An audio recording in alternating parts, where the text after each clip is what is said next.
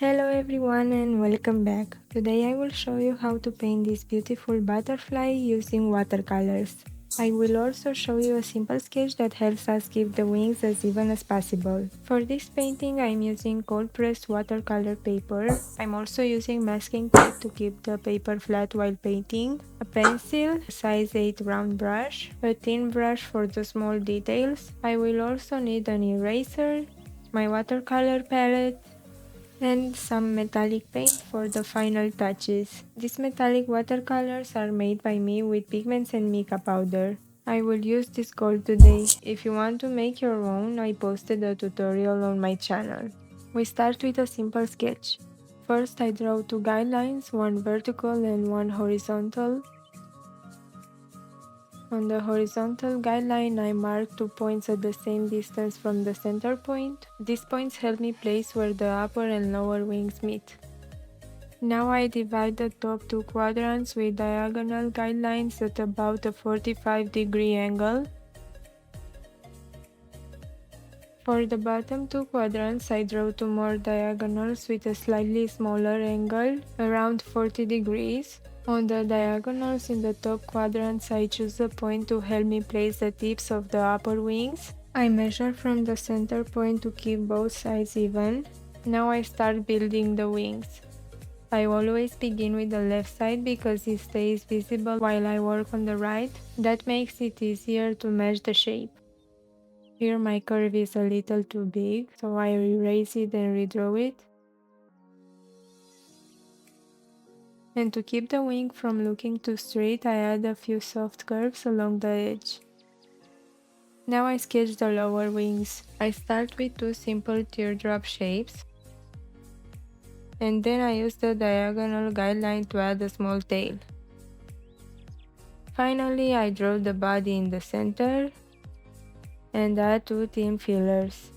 I erase all the guiding lines, and I'm also softening a few areas where the pencil is too dark. Now we can start painting.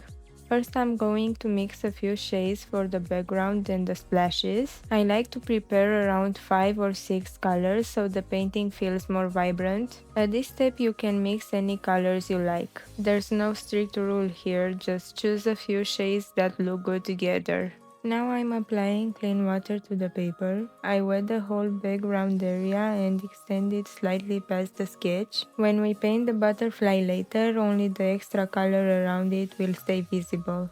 Now I'm going to start adding the colors. I place them in loose patches and I just let them blend on the wet paper. Now I'm going to add some splatters. I tap the brush to create small dots, keeping most of them around the butterfly. And now I let this dry really well. Once everything is completely dry, I start mixing the colors for the wings. I'll be using purple lake, cadmium yellow, cadmium red, and here I'm mixing cobalt blue with purple lake to create a deeper shade of purple. Next I wet the wing with clean water. Then I start adding the colors just like we did for the background, letting them blend on the paper.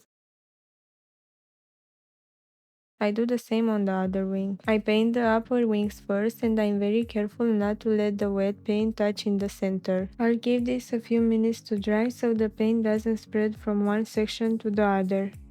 I want the lower wings to be a little darker than the upper wings. It gives the butterfly more depth.